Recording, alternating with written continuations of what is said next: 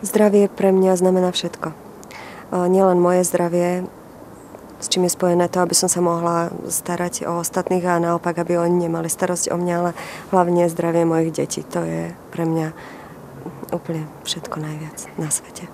Čo sa týka poisťovne, ja chcem mať možnosť voľby a chcem, aby poisťovňa bola súkromná, pretože ja si myslím, že štát je najhorší hospodár.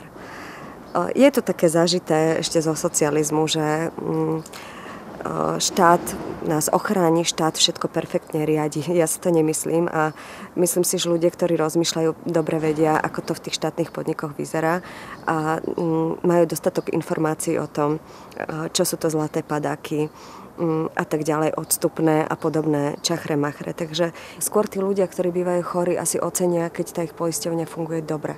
Takže a ja si myslím, že privátne funguje v zásade vždy lepšie ako štátne.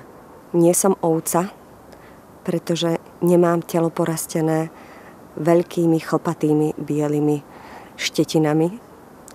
Viem povedať niečo viac ako B, keď to nevyzerám, ale nič proti ovciam. A dávala som aj mlieko ináč, jeden čas. Nedajte si vziať právo na výber zdravotnej poisťovne.